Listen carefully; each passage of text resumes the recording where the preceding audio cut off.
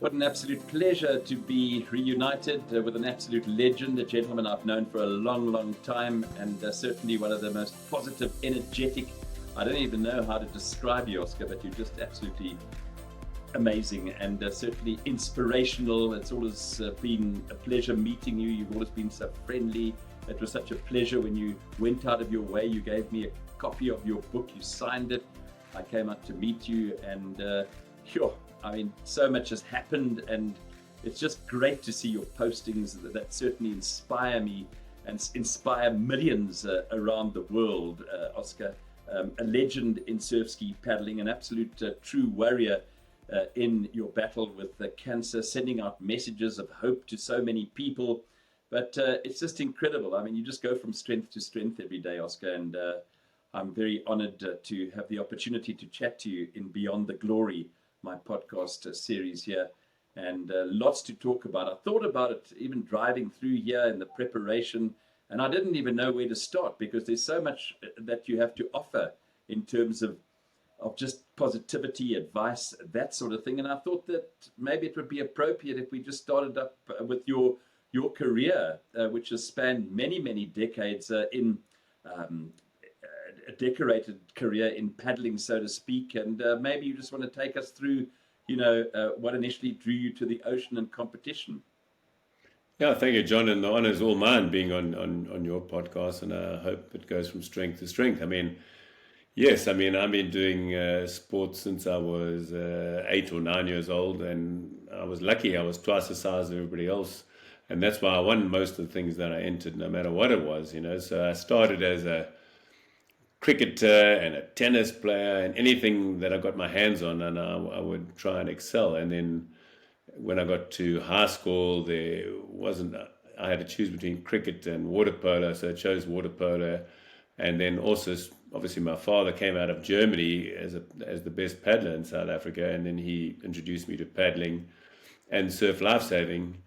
And water polo started when I was sort of in standard 5, but now they call it grade 7 or grade 8 is when I started. And my whole thing was around water polo and paddling and swimming. And then I suppose the thing that changed my whole life is when I was 15, I won junior and senior Ironman, the first person in the world to do it, a few months before a guy called Grant Kenny in Australia did it. And funny enough, Grant Kenny was on South African TV and I wasn't, so I was pretty pissed off about that. But I knew I was going to get back at him one of these days. So I carried on trying my best. And in apartheid, we didn't realize how much we were missing out on racing internationally. But I sort of broke a couple of barriers and went and eventually raced against Grant Kenny in 1983. In the first Molokai to Oahu race that I did, he had won that race 4 years in a row, and I managed to beat him and carry on beating him for 7 years in a row. And in between that, I also played for Natal Schools rugby and SA Schools water polo, SA under-19. So I did a lot of other sports at Westville Boys High. And after 1983, I carried on going, and then I got banned in 1990, and then I decided to take up golf, and then I nearly became a pro golfer through Graham Beck, who said, hey, if you can break par at Clavelli, I'll pay for you, your wife, and my son, who was 2 at the time, to go to David Ledbetter for a year to become a pro golfer. And that all fell through because his mother passed away just before that. And then obviously, when Nelson Mandela was released, everything changed in sport. You could race again, and so I went to the Olympics, and I was basically the spokesman, captain, whatever you want to call it, at the Olympics. And then when I went to the Olympics, like so many people, I was very unsuccessful. But understand this is that in my whole saying is in adversity is opportunity, and I learned from losing the Olympics. And the guy who won the Olympic was a guy called Clint Robinson from Australia, another Australian. He won Olympic gold. And funny enough, in 2012, at the age of 49, I raced in the Molokai, trying to go for my 12th win at 49. Put into perspective is that Ronaldo and all these guys are 39 and they're giving up, or 37 and they're over the hill. So at 49, and managed to win my 12th at 49 by 12 seconds from another guy called Clint Robinson, who won it twice in a row. Now, understand this, that's the difference of me and anybody else. I couldn't do one pull-up, he probably does 1,000. I drink too much wine and have fun, and he doesn't do either, so it's a tough gig, so you have to do something different, and that's what I did in sport all my life, and I kept on competing. In fact, my last international race that I did was when age 58, went to Brazil, and that's just after having chemo. And I raced an 120-kilometer race over 4 days, and I managed to win that by a few minutes. And the guy came second was 28. So it shows you that age is just a number, 58 and 28. But on the 25th of November 2019, that's when I got the news that, hey, Oscar, the tumor in your spine that we see on your MRI, that's malignant. That's the secondary tumor. We've got to find the primary tumor, the primary cause of your cancer. And my friend said, oh, you've probably got 6 months to live. And I didn't believe him, but I mean, that's what they gave me. And then I came to South Africa, to Grooteskier, funny enough. And that's when they said, oh, we found out what you've got. You've got multiple myeloma. So multiple myeloma is bone marrow cancer, which at this stage there's no cure at all. So that was a tough journey, and obviously a tough gig to swallow, but I carried on fighting, and in the last 2 years, twice I've been given my last rites, but I didn't want to go anywhere. I needed to give back a lot more than I have so far, and I feel young and I feel energetic no matter how many highs and lows I have during it. So that's sort of in a quick summary of where I've been, but I mean, obviously there's lots of ups and downs in those years. Sure. It's all about mindset, isn't it? Now, that's something that you've always emphasized in terms of a strong mind, a character. I don't think we sometimes realize how strong the mind really is, Oscar, but certainly you've shown just how strong the mind can be and is. Yeah, I think, and again, so what I always say out there is, listen, you've got to live every day, because you never know what you do today is going to help in the future. Like all those races I raced when I was young, and the P2s London racing at 15 years old, all those things made me very tough. So when cancer came along, I had all the things in the background that I've been training on for many, many years. As I say, it doesn't take 1 week to become the best in the world. It takes years, and now I'm trying to become the best in the world at fighting an incurable cancer. And along the way, I'm trying to pull a lot of people that are fighting cancer with me. And I think that's the most important thing, is to give and then you get back. When I got diagnosed, I told everybody, oh, I've got cancer and I've got 6 months to live. And I told people, then so many people phoned me to help me and give me advice, some good, some bad. But at the end of the day, that's what you want. You want to help other people. And that's what I'm doing. And that's why I actually wrote that book, No Retreat, No Surrender, is to help other people overcome obstacles, whether it's cancer, whether it's mental health, whether it's business. People go through so much stress, and the whole book was written about how to get other people over the stress and the problems in life that most people have. It's wonderful how you've been incredibly open, in fact, in terms, about your battle with cancer, where some would just rather not even talk about it, or kind of have a purpose, like you've had a purpose in basically encouraging them, giving them motivation, and proving that you can overcome this. The way you've done it has been absolutely incredible. There should be more warriors like yourself out there, but a lot of people sort of like feed off you, I guess, to get that inspiration like you have given them. I want to ask you, what was going through your mind when you first received the diagnosis? It was interesting. I was sitting in Portugal, and I'd had this pain like you cannot believe. And then we saw the MRI, which had this big tumor pushing on my spinal cord. That's why I had so much pain.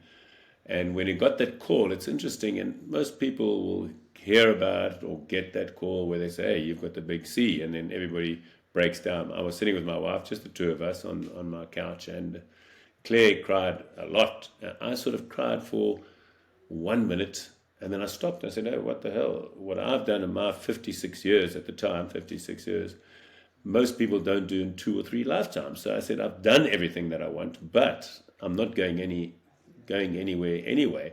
because it was interesting that I had to organize a surprise party for Claire at a fancy hotel and restaurant in the Douro Valley.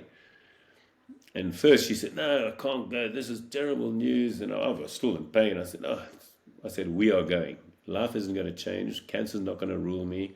I'm going to see if I can beat this cancer." And obviously, it's been a long, hard, tough road. So we went to her 60th, celebrated her 60th with friends and things, and that was important, to not let cancer rule you, although you've got to be very careful what you're doing and how you're doing it and how you're fighting it. And there's so much information out there about how to fight cancer, and obviously there's the Western ways and the alternative ways. But I've sort of taken advice and done my studying, because the important thing here is if you educate yourself enough, you will find a way, you know. So, but again, it takes time and effort. You have to read all the time. You have to listen all the time and learn from other people, you know, that have come before you. Where did you find that strength to face it with such a positivity, Oscar, and I guess you could say resilience? Well, you see, I think it all started when I was at 14 years old, when my father said, no, I wanted a racing bike, and he said, no, you can't have a racing bike. You have to win the South African Nipper Ironman. So that was like 13 years old.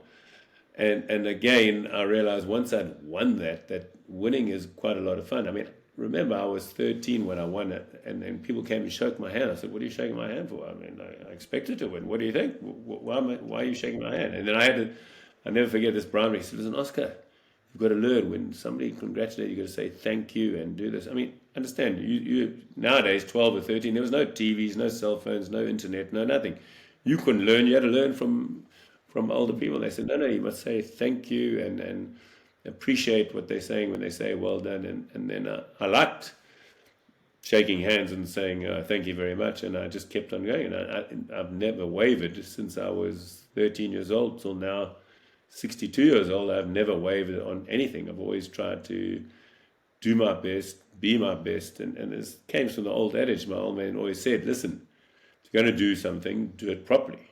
Otherwise, don't do it. You know, and that's been my way the whole time, you know, and it's obviously tough sometimes, because you're fighting against the odds. I mean, when the priest comes and said, "Hey, you haven't got much chance," and I say, "You're crazy. I mean, I think I'm strong. I'm going to fight this. Let's do things." I mean, you have to do things differently. It's like winning my 12th at 49 is the same thing as when they gave me no time to live 2 years ago in October. I went on a 21-day fast, and in 21 days I made the cancer go down like you can't believe, better than all the chemo I was on and everything. And that was just a natural way. And I keep on telling doctors, hey, I've shown you. Just get these people to fast for 21 days and it'll help them. But he says, no, people haven't got that mental attitude. And I think you can learn that mental attitude from people out there, podcasts like we're doing now, John, and listening to YouTube influencers that are actually positive out there. If you surround yourself with positive people and learn from other people, you can do anything, I think. Were there any moments when you ever thought of giving up in the face of the adversity? No, that's a strange thing. Everybody always asks, now surely there's times that you feel down and you've got a snotty nose and you've got a runny tummy and you've got this. And I say, listen, the most important thing is you never can feel down. You've always got to feel positive, because if you're feeling positive, you can conquer most things. And what happens when you are positive, then all your support structure and all your friends and family and your fans surround you, and you lift them up. And by lifting them up, they lift you up. I mean, even my wife always gets upset, because every single day I have a call to say, listen, my friend's just got cancer, can't you do a video for him? And then I'll do a video every day, trying to tell him how to fight this evil disease. And I do that just about every single day. I get a call, somebody's got cancer. And I think that's the important thing out there, is to keep helping other people, because when you're doing that video, you realize how lucky you are. Because, as I say, even though I'm always on life's deathbed, I still feel that I'm not as bad as some people out there. Sure. How did your diagnosis affect your relationships and daily life, Oscar? Yeah, you see, I try to keep it exactly the same. I mean, obviously, I had stages where I couldn't drink or eat, and fasting, when fasting you don't drink, and I love to do that. And then sort of monitor it, that as long as my garment tells me I'm over 90, then I'll have a glass of wine and things like that, and I'll let my hair down, which I haven't got much of, sometimes. Lucky. So I really make sure that cancer's not actually taking over my life, but I'm very aware of it all the time. If I get bad numbers, then I know, okay, I'm going to go for a fast, whether it's 7 or 14 days or 21-day fast. I'll do that straight away. But I'll live my life, and I try and exercise. I know there's a few things that you need to do in life, whether you've got cancer or not, is to exercise, eat healthy, and try and de-stress yourself all the time. And that helps with exercises and eating healthy. So you've got to do a few things, but nothing really changed my life. I mean, obviously, a few people got closer than before. I mean, but I've always been the person that will help anybody, anytime, and I've really had the benefit of those people giving back to me. Yeah. I know that you often talk about the power of mindset. What mental tools or routines do you rely on mostly these days? I think the most important thing, and it started at a very young age, is that you've got to have a goal. Number one, you've got to have a goal. That's the most important thing. And then the big thing is, from that goal, you've got to make a plan. And the plan is the most important thing, what you're going to do every day. And if you don't write it down, you'll never achieve it. So they say, and the Harvard Business School said, if you write down your goal, 85% of your goals will be achieved. So the important thing is to write down a goal, whether it's like, I want to run 5 kilometers. For me, that's a huge goal. But I mean, I want to walk 8 kilometers. So how do I get there? Then you write in your diary what you're going to do each day, each minute of the day. You've got to write it down how you're going to get there. And I think that's the important thing. And once you start getting in that framework to say, okay, I want to do this. So I've got World Surfski Championships in Durban in October. So I'm saying, okay, I've got to start training. And then what happens? And this is the whole thing about life. Life changes. Now, I was going to start paddling today, funny enough. I've got my surfski. I went to get it from Fishhook, put it here at Oceana. I was getting ready to paddle today, but then my cold and my snotty nose, with green snotty nose, which is bad, by the way, has come back. And then I think, okay, well, we'll just have to do something else. Let's just go. And I already did a walk. I'd probably go and play 9 holes instead of being in the cold water. So these are things, you just change your plans all the time. But as long as you've got a plan and you know, okay, I'm still, that my end goal is that, and your plans can change. People think, oh, I've got to be so rigid. I'm feeling bad, I'm going to go and run. And people do that, which is very bad for you, because sometimes people do end up having heart attacks because they train while they got flu, which is wrong, So another thing that you've got to do, and I've been doing this since the late 80s, is say, listen, make sure that you go for your annual checkups, because you never know what's there. You even don't even feel any pain. I mean, I was very fortunate. I was in such pain that eventually they saw. But lots of people have prostate problems and all these problems, and they don't go for their checkups, go for heart checkups, go for these things. Just got to do it. You've got to do it annually. I think that's very important to make you live longer. Yeah, that's a great suggestion, and something that I do every year annually is I go through to the general practitioner, and I do it every single year. And I've stored over the years, Oscar, all those results, etc., i.e. PSA, etc., because you can go somewhere to a urologist and you present with a high PSA, for example, and they'd like to see the record. They want to see the record over the years of having that particular test. And so it's such an important message that you convey as well. Don't go to the doctor when you're feeling ill. Go and do all those tests. And it's absolutely amazing, because there's such a battery of tests that you can do that can give you so many indications. I mean, I'm no medical expert, but it's something Well, that I man. think yeah, well, you give some sound advice with that. Is that go to Lancet, whoever it might be, Empath, and just go and have those blood tests done every year and store them and look at the areas there where maybe there are areas of concern. I love that kind of advice. It's very important. What does winning mean to you now compared to when you were dominating races? It's still the same. I still think I can win, and the only difference is now that I used to be trying to win the against the young guys. Now I just try and win again in my age group, which is a tough task when you never at 100%. So my cancer basically I've got very low oxygen in my bone marrow, and then obviously therefore in my blood. So my heart rate goes through the roof. But again, I watch it all the time, but I start training, and secretly I want to, not secretly, I'm just telling you that I want to like win the over 60s at the World Championships. I'm 62, and I've got lots of people to race against. But you see, having that goal there gives me an incentive to train and push my body as far as I can do it while I've got this cancer. So it sort of keeps your mind off the cancer, because I mean, it can come back anytime. I mean, last October, I was on this drug that I was supposed to be on an 8-year trial. It was 600,000 rand a month, that trial. And I was getting it free in Portugal, and within 4 months it stopped working, and I was on my deathbed. So I know every day I'm out there and doing things. I've always got something in my background. Hey, just be careful. You've got this cancer, and it can come back any day. And it comes back. It comes from 1 week to the next. It comes back, and you're on your deathbed.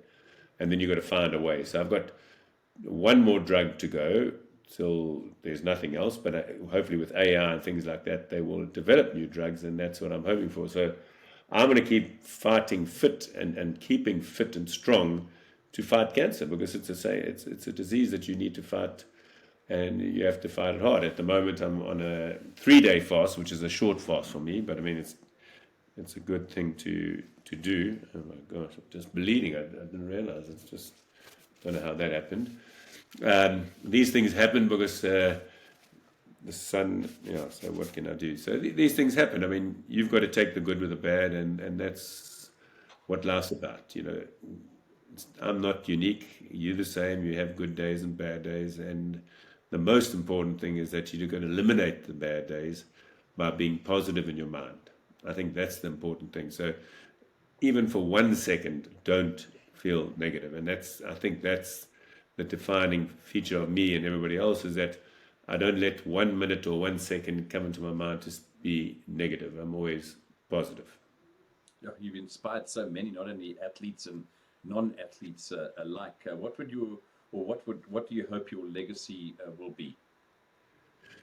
I think, I mean, the most important thing, I would like to be known as somebody that was helping anybody, anywhere, anytime. Even when I'm paddling, I'm always trying to coach people. Even when I'm playing golf, I'm trying to coach them, help them, because I've been through it, and that's why I wrote the book, to say, okay, this is the sort of a blueprint of how to overcome the odds, which I've done quite a few times, and a few times after I've written the book, I've sort of overcome them. So my legacy is to be out there that I'm trying to help others while I'm trying to help myself, and I think that's important. I mean, it's tough out there, because I get so many calls from people saying, listen, help me here, help me there, and all I can do is say, listen, I can give you the positive input, I can give you all the research I've done, but number one, this drug takes a lot of financial burden, and I've sort of alleviated that with my No Retreat, No Surrender Fund, which has done remarkably well. And the reason why it does well is because I've been giving a lot, and I don't expect anything back. And then when I asked, it came pouring in, So I think that's the important thing, is people realize that I'm there for everybody out there that's suffering, and they can always drop me a line, and they know they're going to get a reply immediately. What I love about that is that you're purpose driven, and that is so important.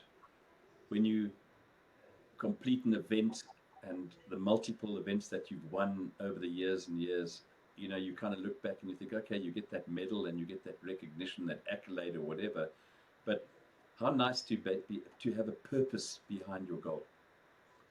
Yeah, I think it's important, because if you're nobody listens to you.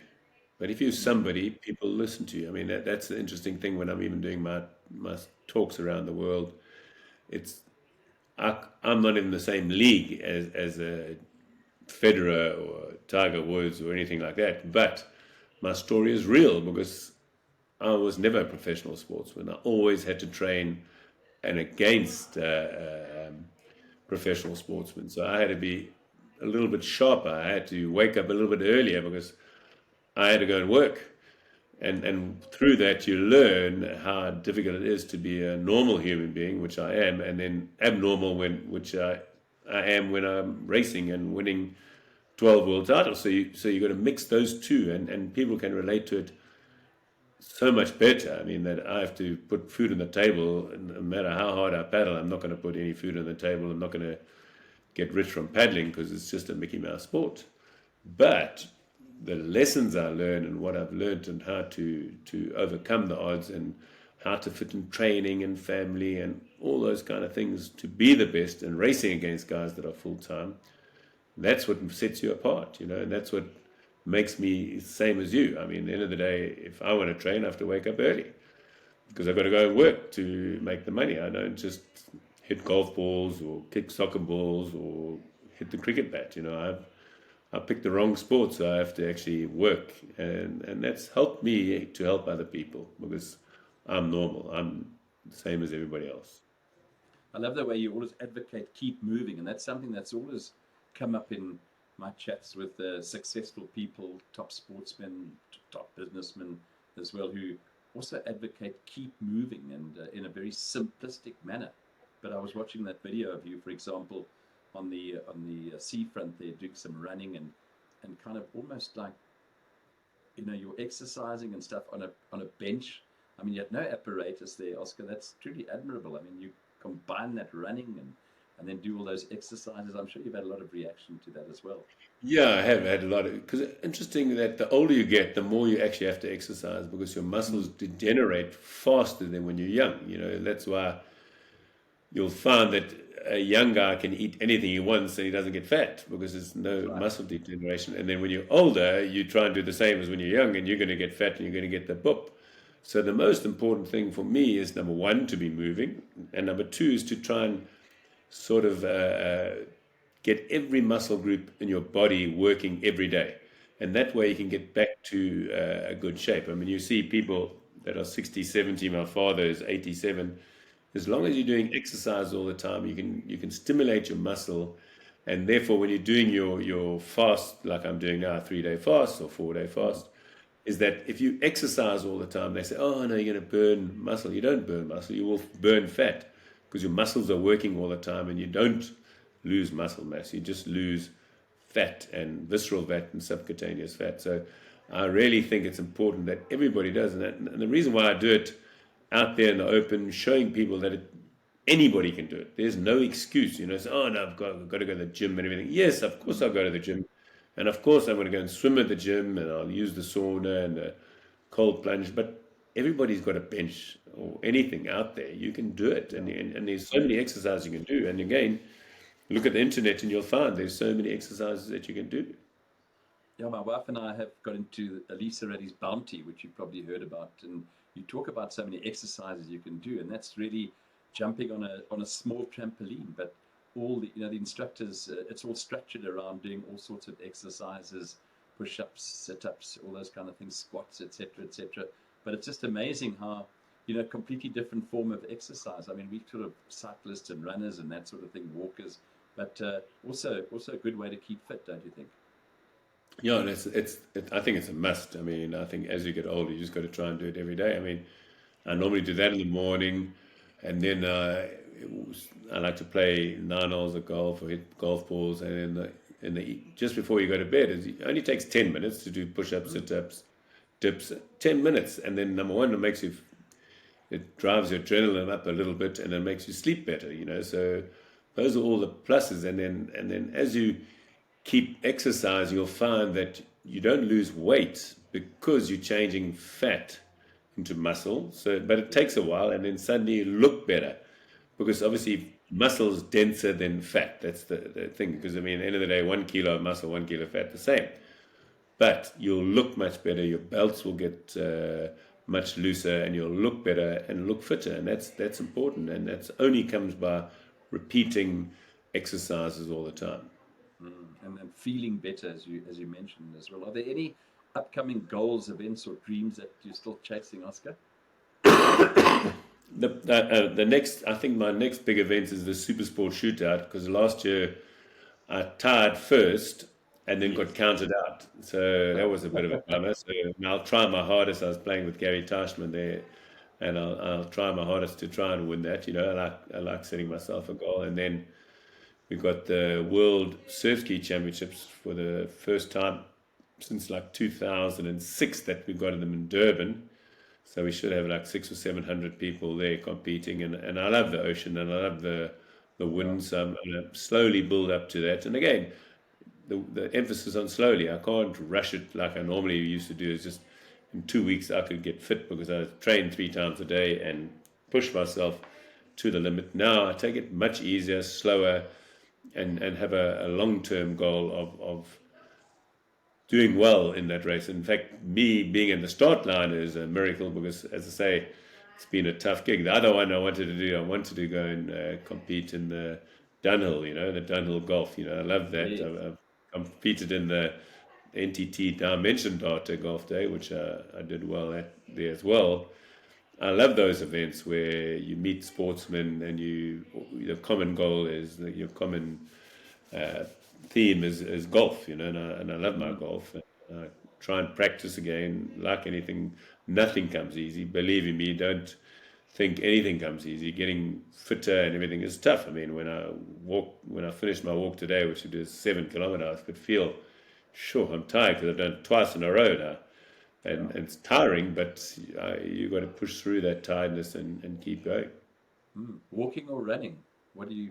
What's Only your? I actually can't run. In fact, the No, only I know. amount of running I do, But it's I amazing can't run. how many more people are walking nowadays, and certainly, one mustn't think or be embarrassed that you're seen walking because the benefits, I think, are absolutely incredible, insurmountable. It's amazing to see how many walkers, when one goes to the park runs, the Discovery Park runs, for Yeah. example, there's a lot of walkers there as well. But it's nice to see that more and more people are health conscious and making the effort to get out there with their families, bringing the dogs around, that sort of thing. But don't ever be embarrassed to say you're a walker.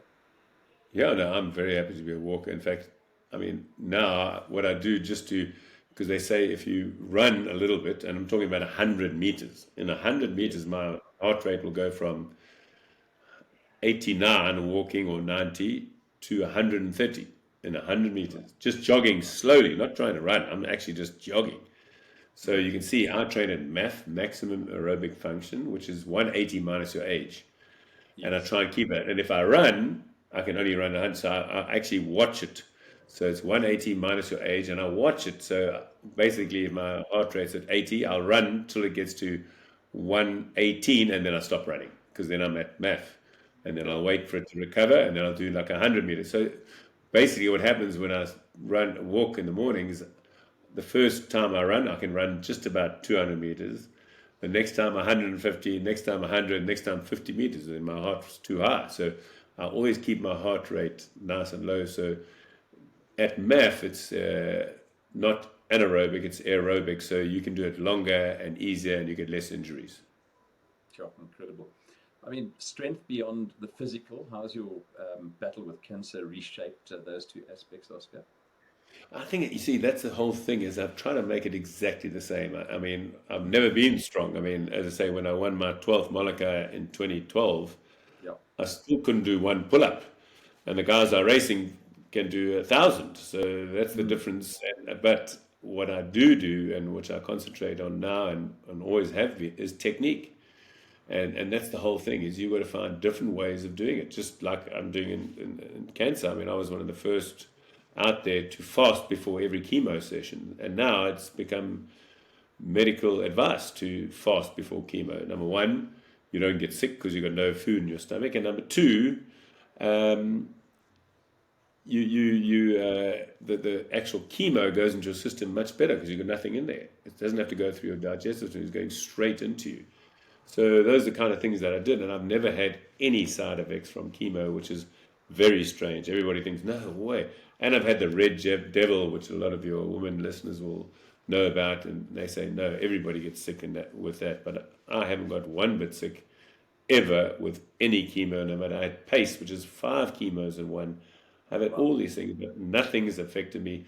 Number one, even if it did affect me, I just said to myself, it's not affecting you. It's all in your head. So you've got to have that strong mental belief, but also you've got to do things differently. I mean, you can't win at age 49 by doing the same thing as a 28-year-old. Believe me, you Yeah, can't. for sure. Yeah. But yeah, and that's the difference between me and everybody else. But your mind is still young, and that's important. You can still have, wisdom, as you know, is an acquired thing. Intelligence, of course, which so many people possess.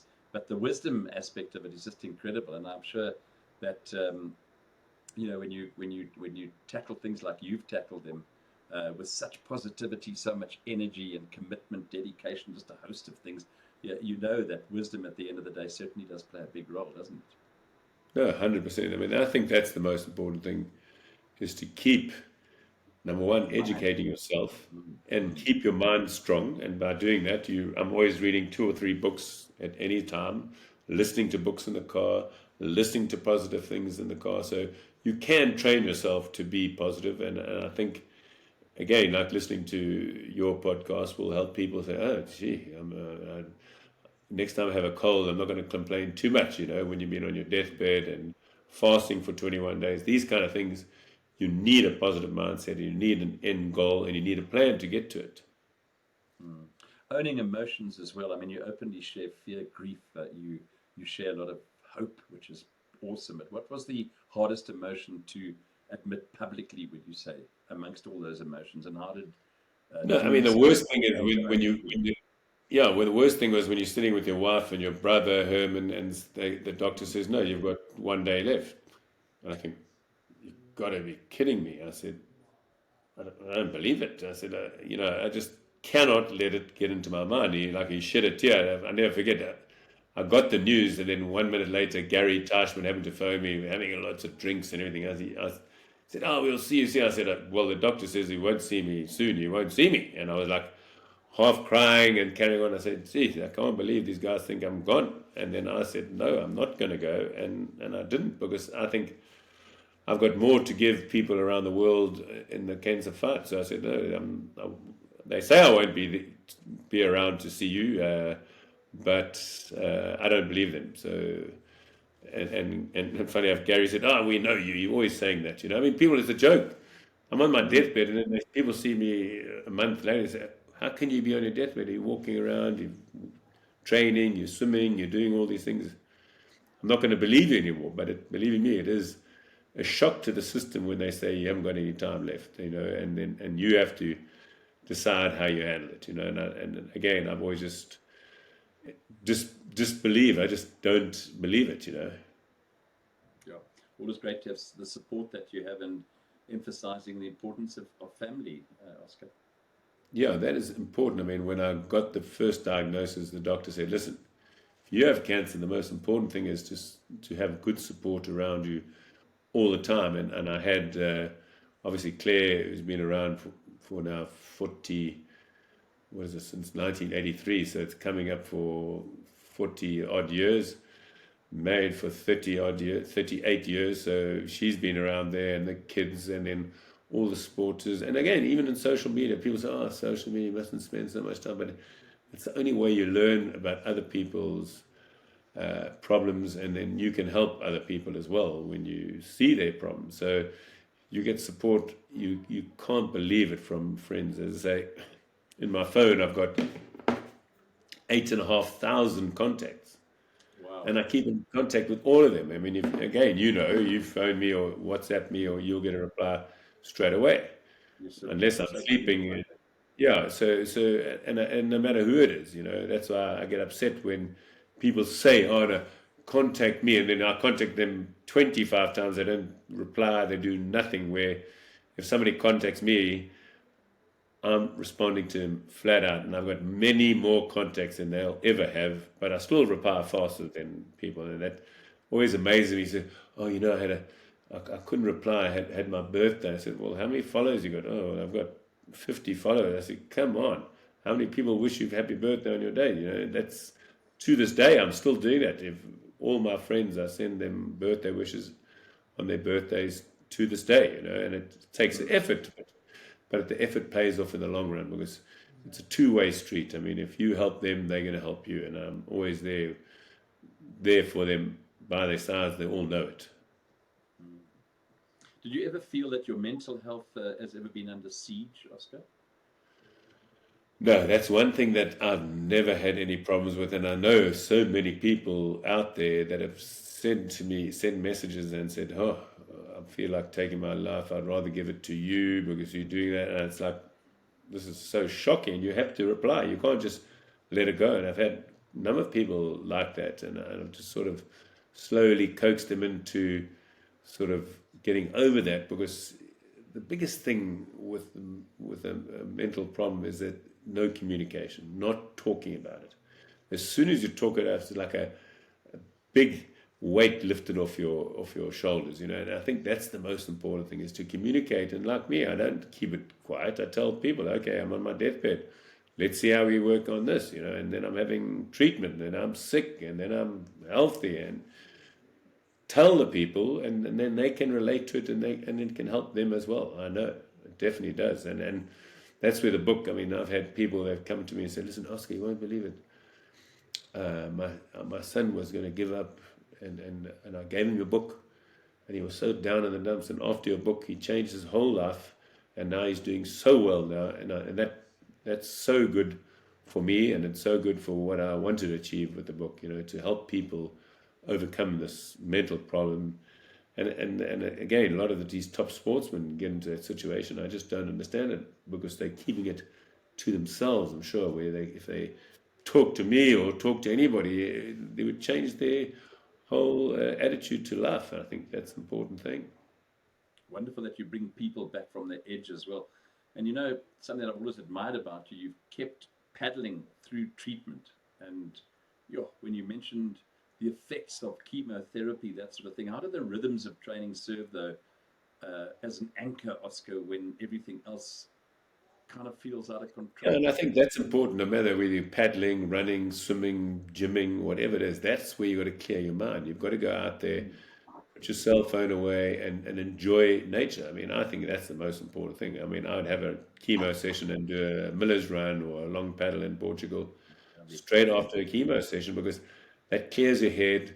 You out in the ocean, just you and the elements, and that's what you want to do. You want to clear your head and think about what you're doing now, and think, what can I do to improve other people's lives, and that's what you like, sitting out there and say, listen, no matter how bad I feel, there's always somebody worse than me, and that's what I always feel when I'm out there training. And it hasn't affected me. Obviously, I'm a bit slow because I haven't got much oxygen in my blood, so it's quite tough. But I'll push through it, and I'm sort of fighting the battle, and I'm actually doing quite well at the moment. I mean, my cancer markers are down. But again, like a lingering cold. I've never had a cold, and this cold's been hanging around for 4 weeks, so I was on antibiotics that nearly cleared it up, and then it came back today. So what do? You say, okay, we'll speak to my ENT, Gary, and say, okay, what do we do? He says, I will come in for another swab. Let's see, maybe it's another kind of infection. But I mean, these things happen because your immune system's down. I mean, obviously you've seen all the half a ear, my head's got a hole in it, and I've got all these things because of so much chemo. I've never been off chemo in 5.5 years, but I've never let it affect me. I've made sure that I've lived my life to the fullest. Oh, fantastic, Oscar. Such great advice. And, we spoke about purpose earlier on, and I just love the way that purpose is so foremost in what you talk about. You talk about living with it. How did you uncover or recover the sense of purpose after your diagnosis? Yeah, I always tell people, I said, listen, I would never have written the book. So cancer was actually a blessing in disguise. I got cancer, and then I said, okay, well, now I've got something to show people and tell people about and help other people. I mean, because I would never have written a book, even though I had lots of accolades in sport. But when I got the cancer, I thought, okay, I can actually make a difference to people's lives. And that's what I did. And I keep on doing it. I don't feel sorry for myself, no matter how bad I feel.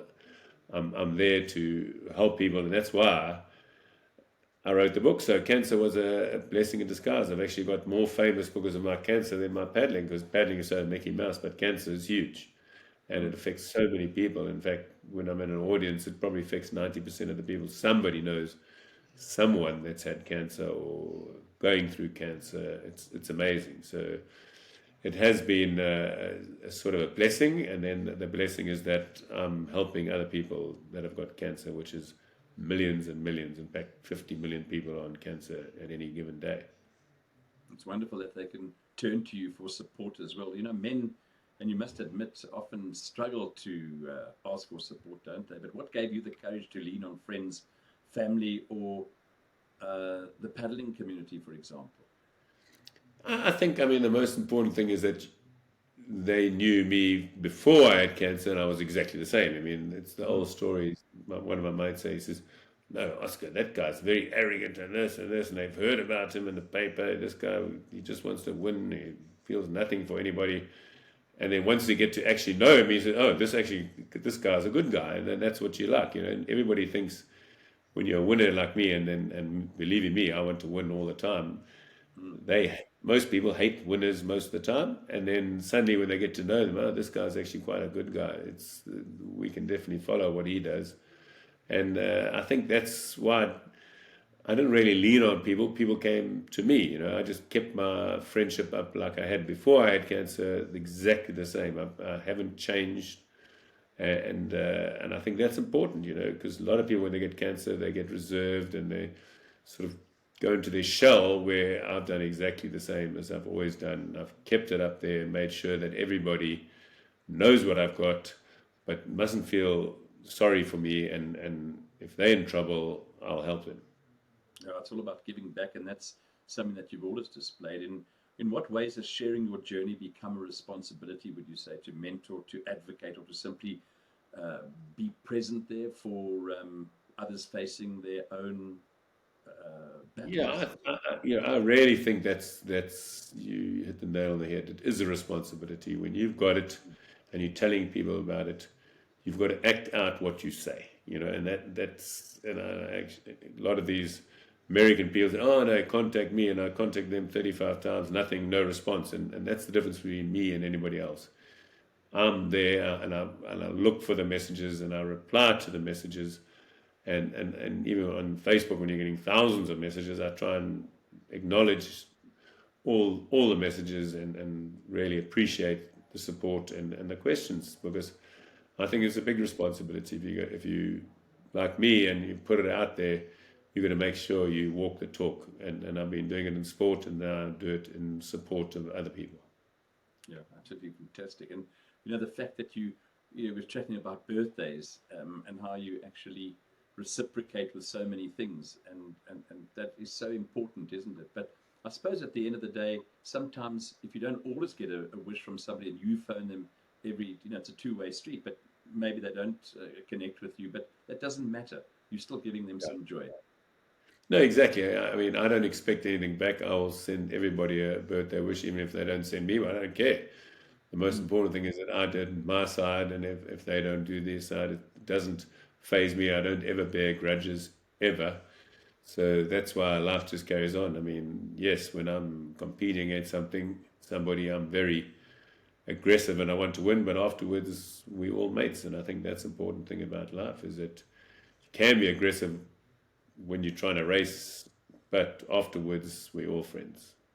Do you have a small daily ritual, mental, spiritual, or physical, that reminds you life is still a responsibility? No, I mean, I always say that my meditation and my thing is paddling, walking, playing golf. That's my meditation. I don't need to sit there and think about things. I'm always thinking about things. I'm always making sure that I'm doing the most effective thing possible at any given time, you know, and that's important. Your title declares this is not the end. At what point did you decide that hope would outlast your fear of death, Oscar? It's funny, one of those, again, it's like how I went into every race. I never thought I could get beaten. Even when I got beaten, I still didn't think I was beaten. So that's the sort of same attitude that I've adopted to to fighting cancer. When they say it's the end, I say no, it's not the end. And I have defied all medical advice and what the doctors are saying. They said, no, you can't last another day. And I said, oh, bugger you. And then I do last, and then I go from strength to strength. And at the moment, I'm on that strength part, Oh, brilliant. Which one would you say, looking back in terms of all the milestones, your achievements, paddling or medical felt most miraculous, and why? Yeah, like winning your first Molokai at your first attempt, beating a guy that won it 4 years, that's like a achievement. But then you go 12 years, 30 years later, and you win your 12th against these young guys and the guys that are much better than you, think, well, that's good. And then when you're on your deathbed twice, and you think, gee, I've got off my deathbed twice, that's also good. So in your life, I think, and it's everybody's life, there's so many different achievements that you are really proud of, and that you look back and you think, oh, that's something stunning. And then you like say, oh, made Natal rugby from nothing in Natal Schools Rugby. That's also something, And then you make SA Schools, one of the youngest players at SA Schools water polo. I think I played for 3 years, standard 8, 9, and 10 at SA Schools. I played from Natal from standard 6 to matric, So these things are all something that you should be proud of, but when you get so many accolades, you've got to try and find the one that means the most. And I think coming out of my deathbed in Portugal was quite good, because I was always like emotional, thinking, gee, these people that I'm seeing now, I'm never going to see them again, family and friends, am I going to see them again? And again, I would think about it, and then I'd stop thinking about it and think, okay, well, I'm fine. I'm going to just do this and make sure I recover. And I did. And I think it's mental attitude that made me pull through. And now I'm in a good space, but I know it can change tomorrow. You can be phoning and say, oh, Oscar's in the hospital again. And now he starts his long fast, So I think I'm very blessed to be like I am, because I've lost lots of friends that have got the same disease, which is terrible. And I've been trying to help them, but they've died, and I've had a lot of those deaths, which is terrible. You have them and you give them most advice, but again, whether they do it or not, it's not up to you. But you can only just try. Yesterday's history, today's a gift, and tomorrow's a mystery at the end of the day, isn't it? Exactly, 100%. You're 100% right. Oscar, if a young individual were to read your story tomorrow, what single piece of advice would you hope that they carry into their own trials? I think the most important thing is to have goals, and then work on a plan to have goals, and live every day, because you never know when you get the phone call to say you gone in 6 months' time, or you get run over by a bus. So you've got to live every day.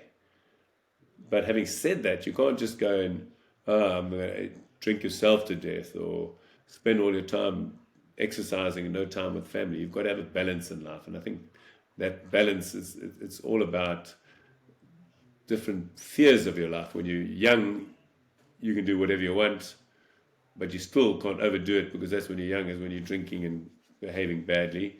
So you don't want to be too much of that. And then when you get married, then you want to make sure that you don't work too much, because your family suffers. So it always changes. And then when you get older, the kids are off your hands, and then you can spend more time with your wife. And that's also important. So I think you've got to keep a balance in life the whole way through, but always have sort of goals in your life, no matter if it's with your family or without your family. But you've got to have goals that everybody is pulling for you. And obviously my goal is to stay alive now, as long as till they can find a cure for cancer. For my cancer. So that's my ultimate goal. I've got small little goals in between, but I've got to try and stay alive till they find this cure, and I'm sure they will. Well, a strong message in that, defying the odds as you have, Oscar. Is there anything in conclusion? It's been fascinating. I know you and I could chat for hours and hours, and I really respect the time that you've given up. And I can see you've got a little bit of an upper respiratory, a bit of a cold, and I'm sure that like with everything will dissipate with some treatment. But is there anything perhaps that you might like to add in conclusion that I might not have covered in terms of the message to everybody? Or You know, anything as else? I say, as you said before, is that we could talk for hours because my Yeah, life's been going from 14 till now 62, you know, so, and I've sort of achieved things along the way in business and everything, you know, so people don't realize that when you're not a full-time athlete, you have to be a businessman, and I've been a businessman, started Citadel, and those are one of the founders of Citadel, one of the founders of Numa, founders of Epic Kayak. So I've done a lot of business stuff. So people don't really know that about me, but you have to have that. So I had to have the business to put the kids through private schools and to put food on the table. So it's a balancing act, but you got to make it fun, you know. And that's in closing. That's you understand that I'm always the one having the most fun at an event when I can drink, and that's what life's about: is having fun with friends and keeping your friends forever. is there anything in particular that you prefer food wise? I know that you spoke Well, about I'm your definitely fasting. keto and nearly carnivore, so I'm definitely, and I normally only eat once a day anyway. So I only Once eat a day. one meal a day, and then I'll have my champagne with it, which I love. You know, celebrating life, and I think that's important as well. We don't need to eat so much, and I do lots of fasts. Like now, I'm just on like a 3 day. I'm just gone into a third day now, and if I don't eat today, it won't worry me. Then I'll eat maybe tomorrow night. You know, so those are the kind of things you can do, and you just got to learn. And my fasts are only water and black coffee and black tea. Do you take any supplements or any vitamins? My wife gives me some supplements. I don't even know what they are, but I just take them like all husbands should do, is just listen to their wives, and I just take them. So I think I take like folate. What else do I take? There's a whole, maybe vitamin C. Hmm. I don't even know all the things, but I get a whole lot of pills and I just take them. But I never used to take it. I don't. If you eat properly, you shouldn't need Hmm. supplements. But with my lower immune system, I let Claire take over a little bit on this part of my journey. Oh, Oscar, it's so lovely talking to you, such an inspiration. And I know that you would have inspired this big audience as well here on Beyond the Glory. It's been a pleasure chatting to you. And, it's just great. I'm so sorry that you couldn't be here in person, but I'm sure that we will meet um, in the foreseeable future when you come up to these parts again. To you, Yes. to Claire, to your wonderful family, and all those people who really look up and aspire to you like I do. May you continue to go from strength to strength. And Yeah, I just thank you want to very thank much, you. John. And you must keep it up as well. I understand it's a two-way street. You doing this and again, you sacrificing your time and your effort to help a lot of other people out there as well. So thanks to you as well for inviting me, and I really enjoyed the chat. Thank you very much, Oscar Chalupsky, my guest here on Beyond the Glory. Thank you, John. Super. We'll see you soon, I hope, and look forward to that as always. Thank you very Thank you much. very much. Okay. Cheers.